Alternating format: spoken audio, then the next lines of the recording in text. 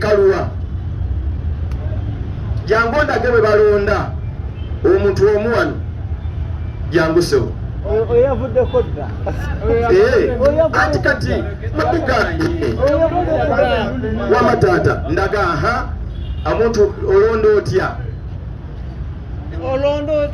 otya ndaga gwe ngamba nti nno otikinga wano otikinga wano oba wano agamba nti atikinga wano butereevu tukwaniriza nate alaba webale nnyo okubeera nga ogoberera webale nnyo okubeera nga awo wonna woosinzidde nkugamba nti okola kimu kyamaanyi nnyo okulaba nga tugenda mu maaso n'ebintu ebyenjawulo. Olunaku lwaleero siri na muntu mulala wabula ndi ne Honorable eyeesimbyewo ku kifo kya Nakawa East. Nakawa East mulimu abantu bangi abeesimbye ku kifo ekyo era nga Honorable ono y'omu ku abo abantu benzizenze ngoberera muntu ku muntu nembeera nga mpuliriza ebigambo bye byayogera nenabanga mulimu enkizo obulyawo naawe byosaanye okubanga owuliza. Si mulala ye Keno Musanyusa. Keno Musanyusa lyeyateeka ku post kuba abamusinga libamanyi kuba omukulu ono yasookerako mu muziki era ennyimba nyingi nnyo ezatambudde zasinga otunda erinnya eryo naye nga mu butuufu ye Keno Charles Loni. Sebo nkwaniriza. Sanyusa nnyo nange sebo okulabako Muna Focus TV yange. Batanso bakomplainingako nalabye mukwano gwange ng'agamba nti bannaye abasajja mutaddewo TV zibajje mu katale ayagala musasulenga basigazza bulango nedda ensi buli lwekulaakulana ekuleka bw'otagigoba ng'ogigobesa buwongo ekuleka naye kyansanyusizza kubanga oyo mukadde wange musaamu ekitiibwa naye zino zi Focus TV azirina Yes, na bali banne yabadde twoloza abadde asabira ye yabadde agamba banne abalala nti mu ekintu kyabaleka mutandike TV mukyasitudde ekibox naye nga yafuuka dda digital. Very true. Yes, kakati you are the movers of this country and the world right now. Ekyo kyalo Honorable. Content gwe tuwa abamu olusi ku TV bambi bazisalako obuvunaanyizibwa obuyinza.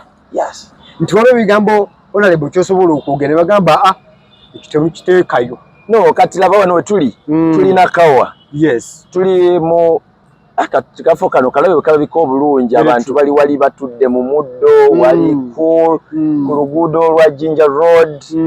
Kakati essaawa eno bwe ntunira equipment gy'olina okunzijjako interview eno bannayuganda egenda bagasa. Very true. Oze na byonna naye TV station yenene kati singa erina driver erina abakwata amataala erina abakola ki kati ebyo byonna biri mitinga naye webale kubanga oli muyiiya. Amina. Yes. Honorable.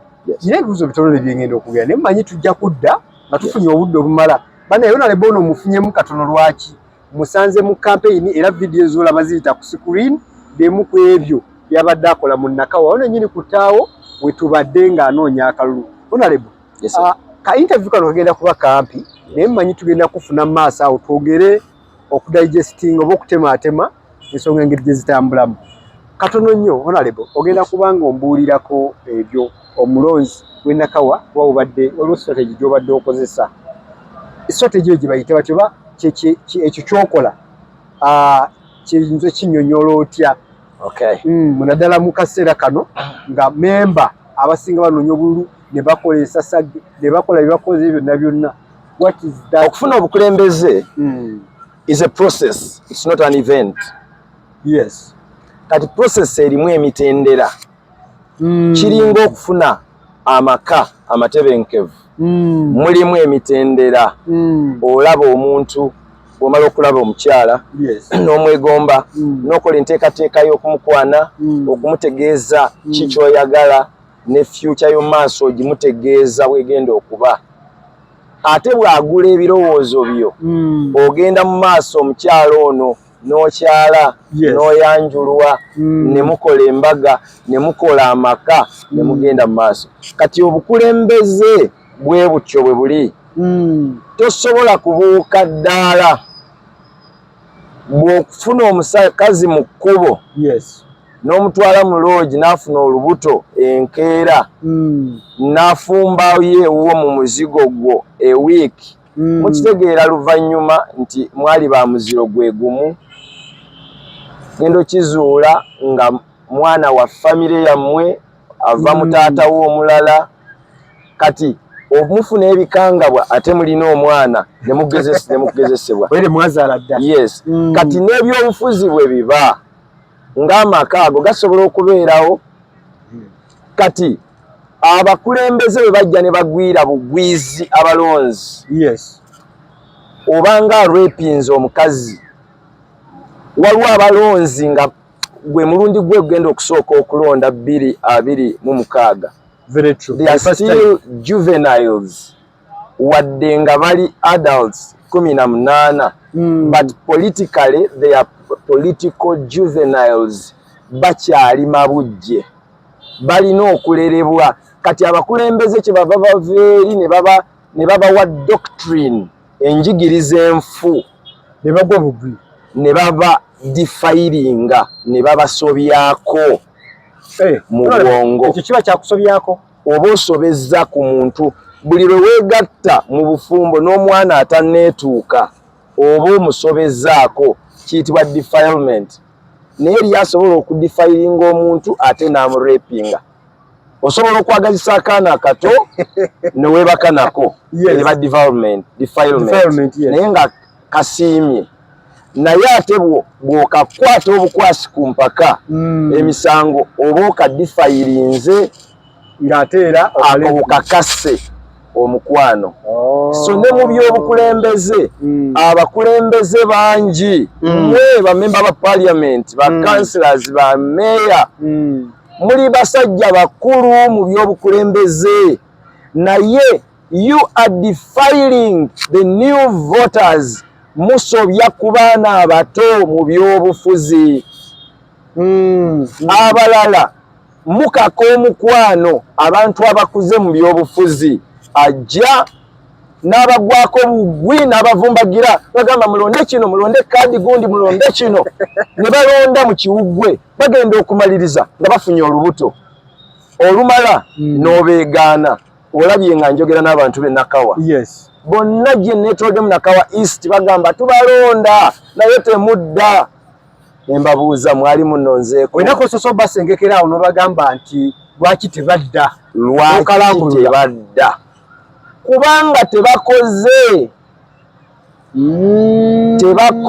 endagaano mbadde n'abantu ba Nakawa olabye ekyenkoze ebadde endagaano n'okusayininga nsayininze buli omu alina kaadi ensayiningeko omukono mbannyonnyodde byonna bye nnina okukola n'embalagana bwitya bwe bigenda okukola biremerawa busobozi ki bwe nnina obundaga nti nsobola okubaggusaako ebyo so nkugambye obukulembeze obulungi is a process waliwo emitendera so bw'otabikola abantu obasobyako ne bafuna olubuto ne bakulonda olukulonda n'otadda kuba naawe ebyokukola tewabiteekateeka tosobola kukola kyotateeseteese era tebasobola kubanja kyotasuubiza honorable nabwe ngambye interview tegenda kuwanvuwa nnyo naye mmanyi tugenda kufuna obudde obulala tusengeke tutune mu manifesto yo tutunule ku ebyo byogenda okukolera Nakawa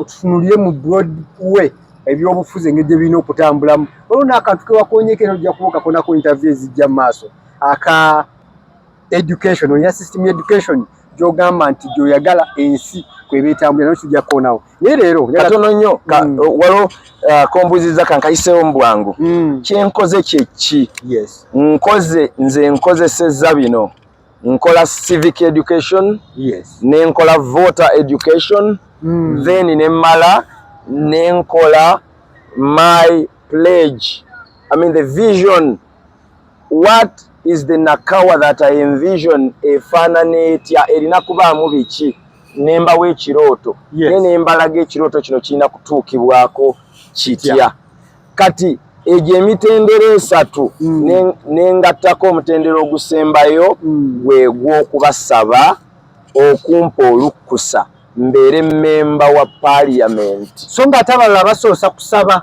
olutuuka mpaka lulu mundabiranga ddala sebo n'okwata mu ngalo sebo nange ondabira ddala n'omunyenyanyenyamu awo ondabiranga ddala mundaba sikwewoga sente nze sigaba sente sirigaba sente sijagaba sente kubanga sirina sente za kwonoona sente zange nzikola mu bulumi zimbonyaabonya njagala gigaba ku kyetaagisa lwaki mba nzigaba mu bululu lwaki saazigaba luli nga bazeetaaga kyolika abazeetaaga balabise leero bulijjo abantu baavu bulijjo abantu bafiirwa temubalambula temubaziikirako temubagulira buugi temubagulira mazzi baagala enkiiko abantu baagala meetings tebatuuza nkiiko za byalo ba MP tebatuula mu nkiiko ne mu parliament tebatuulamu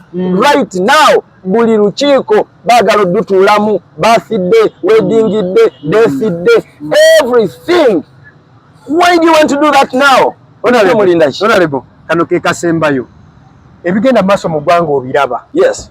Mwe nyini mwavaayo isi nebalambika engeri gy'omugendo noonyamu akalulu era nayo nebasuubiza biki byegenda okubakolera nga munoonya akalulu. Ssaawa zino ebigenda mu maaso mu ggwanga lyattu Uganda ebituusibwa ku bantu abanoonya akalulu ddala bye bituukiridde bye byasuubizibwa oba nedda era si nedda biki ebirina okukolebwa. What is the right thing to be done? Weebale nnyo.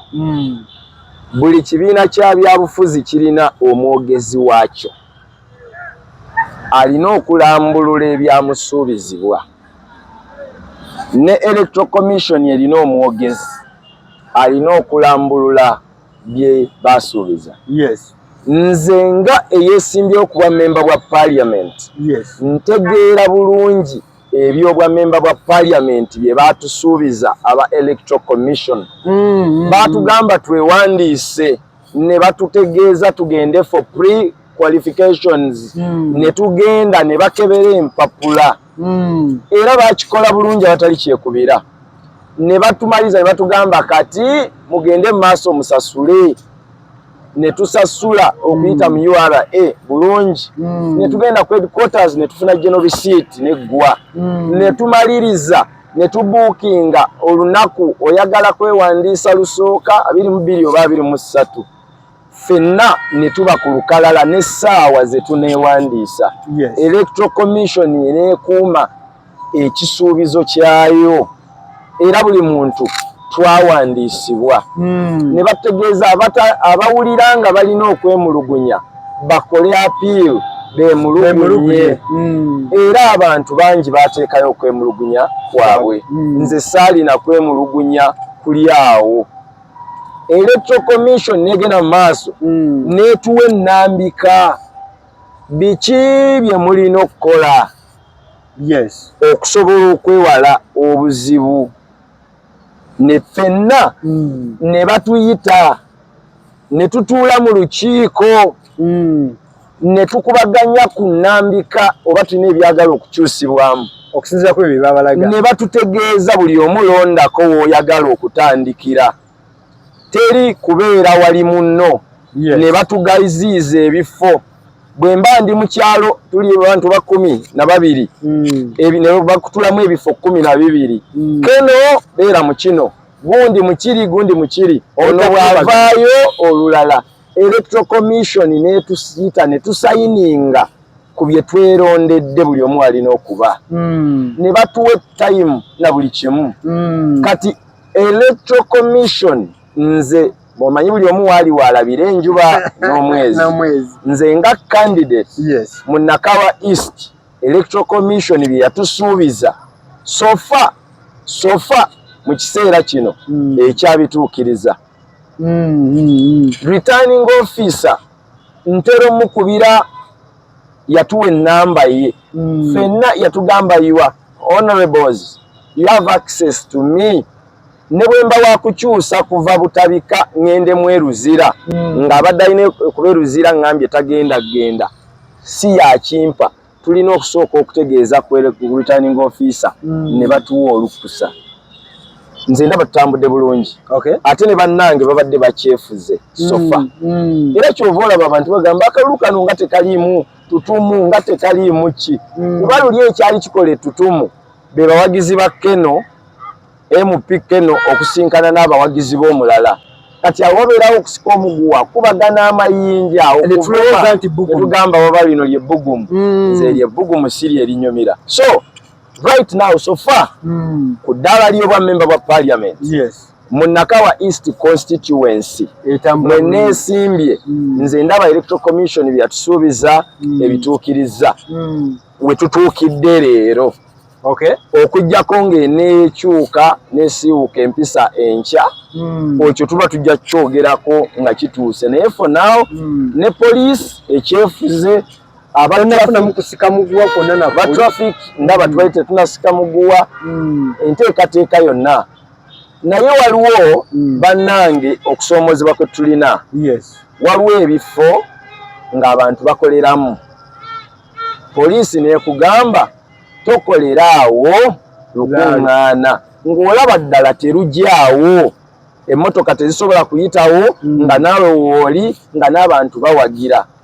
Yaga genda gy'olina okuteeka nga tewali bantu.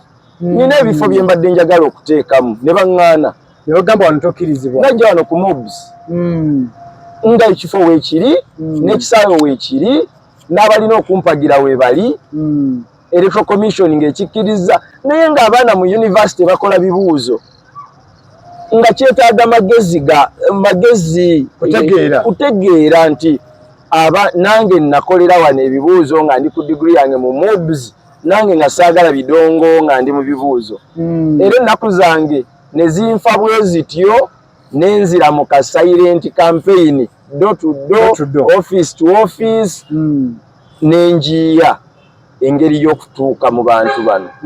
Waliwo ebifo ebimu biriraanye amalwaliro ng'ogenda otaddeko ebidongo naye n'ogamba naye singa omulwadde wange yali omwo neŋŋamba abantu bange muzikize tumale okuyita wano.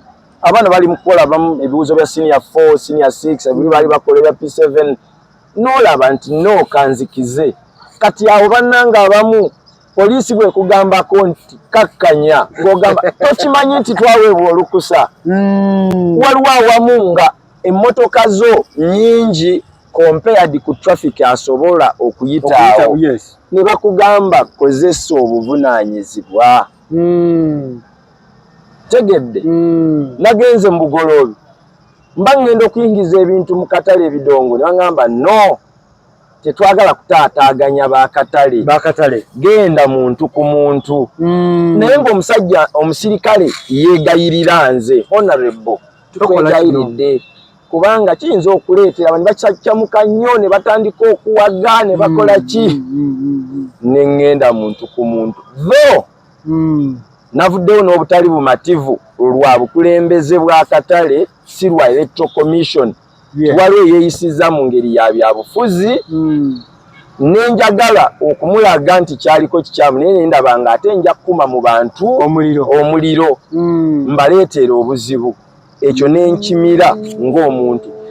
Ebyobukulembeze bw'obanga oli weesimbyewo naye nga tosobola kuba na kye bayita emotional intelligence nga tosobola kuteebereza mbeera egenda kubaawo na bizibu byereeta. Obadde ni okyali political juvenile okyali muto gw'olowooza kimu kyakuwangula kalulu naye tolowooza ku bagenda kufa, tolowooza bagenda kukosebwa, tolowooza ku bagenda fiirwa business.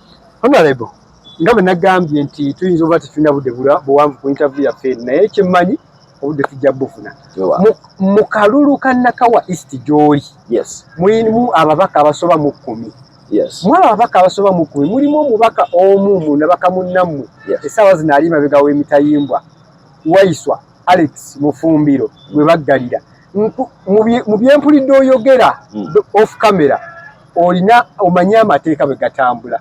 Ekikolebwa kino oba ekikolwa kino ekikolebwa kimulekera eddembe lyengo ery'obuntu okubeera nga ddala yeesimbyewo ate ng'ali mu kkomera oba kirina engeri ekitagaganyamu obulamu bwe ng'omuntu oba eddembe lye ery'obuntu nga candidate. Weebale nnyo ssebo. Eddembe ly'obuntu lya buli omu oba munnabyabufuzi obatali. Era buli muntu alina eddembe okutwalibwa mu mateeka ne gagobererwa nga bwe galambikiddwa. Nzikiriza nti omuntu alina okumala ennaku z'amala ku poliisi entono ezirambikiddwa essaawa ezoogeddwa, ate era ne bw'aba agenze ng'atwaliddwa oba ku limandi oba mu kkooti waliwo emitendera egiyitibwamu. Ebyo buli kimu kirambikiddwa bulungi. Muganda wange kimukakatako okufuna obwenkanya, justice. Yes. Kuba leero kiri ku ye, enkya kisobola okutuuka ku nze. Buli lwoleka eddembe ly'obuntu ne linnyirirwa ku munno nga gwogamba tebinkwatako, oba omaze okusomesa oli nti kati bwe mmaliriza oli kanzire ku gwe. Waliwo obukadde bwali bubiri nga budde bwa kawungeezi nga kati nga buggalawo buli lunaku. Bwe nzigalawo leero ennyumba enkya gwoggalawo. Akakadde akamu ne kagaana okuggalawo. Bwe kaagaana ne kakagamba gw'olina okuggalawo leero, ne bugaana era ne bwebaka. Ekiro ekisolo ne kijja, ekiyiri ne kiyingira. Kyasookera ku kano kuba kaali ku mulyango. Kaali kaagala okuggalawo ne kagaana nedda, leero nawe galawokko. Kati era ekisolo bwe kyajja kyasookera kwako ne kikasika ne kakaaba mnyambako kali twalira ddala naye toyisana mu kiro kyange. Gye byakkira ne bagenda kali ne bakalya ne kafa. Namugambye n'omugamba aggalewo n'agaana twala. Bwe baatuuka eyo ekyaddirira bwe kyamala okulya kali ne kijja kyasanga era kano tekaggaddeewo ne kikalya. What is the moral of this story? Injustice on any other party or any person is a breeding ground. It's a fertilizer. Kigimusa eky'obutali bwenkanya eri ffenna. Buli muntu kimugwanidde afune obwenkanya. Nze kyensaba nti aweebwe obwenkanya. Naye ndi wa bulijjo. Tulina bannaffe abaalondebwa nga balina obuyinza, balina essente, balina obusobozi obwandibadde buyitibwamu okulaba nga banoonya engeri y'ekisajja kikulu. Ninako obukugu mu kye bayita conflict resolution. That seems to be a conflict. There are conflicting parties on issues of ideology, on issues of respect, on issues of procedure and processes. Whenever there is a conflict, if it is to be resolved, discernment is supposed to be key. Wateekwa okubaawo emotional intelligence, okumanya nti ono wadde mukyamu naye ndaba akasunguyira kalina kangi, ne bwe namugamba nti nno gundi weefukidde ajja kunyiiga bunyiizi, kati kyenkola kanoonye engeri enkakkamu ogenda okukakkana. Nomugamba naye kati ngonzi ogenda olaba nga naye omuntu akukuba ogamba nze ani ali waggulu, oli wange nze ani ali waggulu, ebikondo ofuna 10. Emotional intelligence ofuna kimu. Sebo lindako, sebo gwe olukakanamu kukakana ne mudda ku terms ne mutegeeragana, eventually asobola adrenaline levels nga zisse okumanga mugamba naye mukama wange naye oli wankubye lwa bwereere. Oh, I'm sorry my brother. So nze nzikiririza mu conflict resolution eri ey'ekisajja kikulu. Ba MP ne ba party leaders ne members ne sympathizers bangi abalina obukugu okozesa amateeka oba okozesa enkola y'obwa Sseruganda ey'okutabaganya obutali bwenkanya obugenda maaso oba obukubagano. So it's not a very simple issue.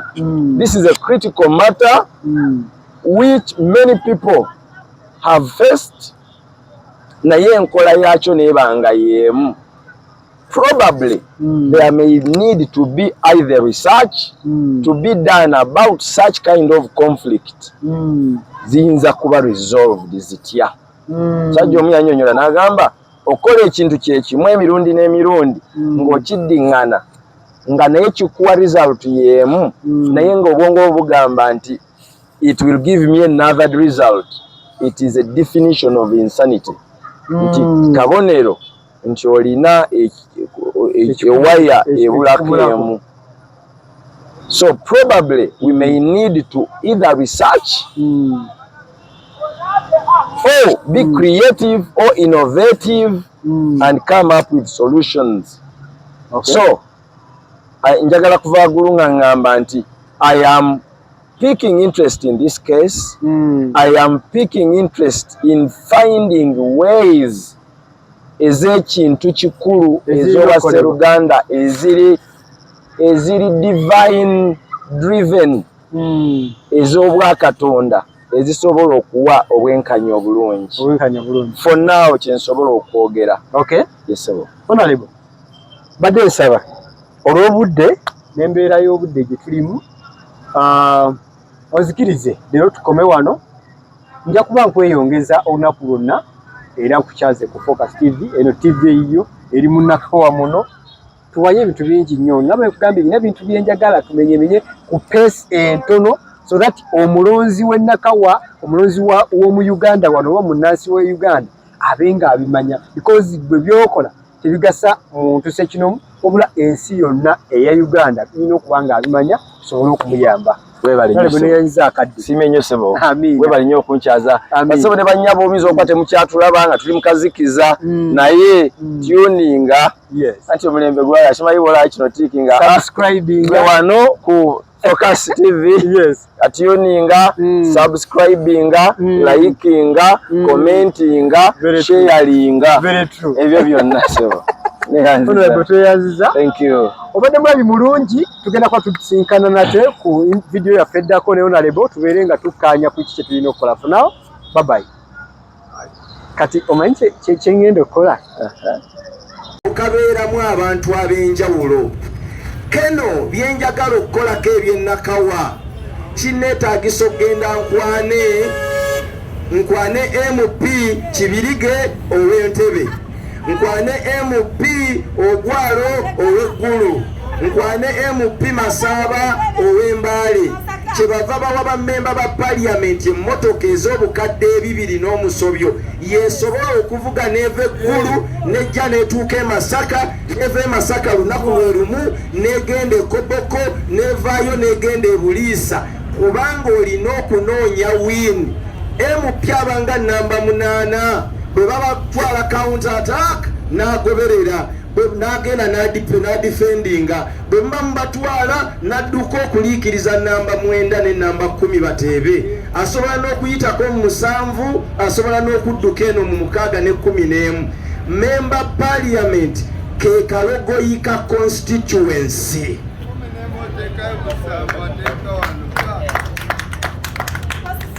Teri member wa Parliament alimu magezi asobola kukola bya bufuzi mu Parliament. No way.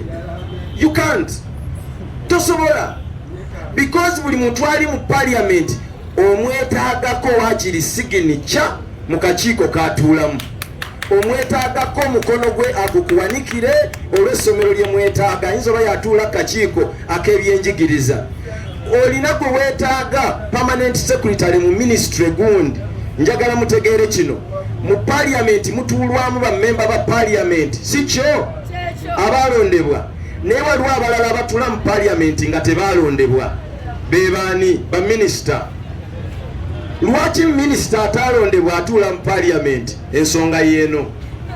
Minister ababeera kumpi gwe Keno avudde Masaka avudde Nakawa omutegeeze nti Minister wa Sports twetaaga ensonga eno nene ekolebweko ku byemizannyo mu kitundu kyewaffe. Minister nasobola okuconnectinga ku either permanent secretary oba kuconnecting ku ba commissioners. Njagala ne kino kibategeeze basebo ne banyabo member wa parliament si buli kye mwetaaga nti akijja mu plenary oba ku floor ya parliament. Ebintu nga 9 ku 10 member wa parliament byakola tebibeera bya floor ya parliament, abisaka eno wabweru oba mu bukiiko.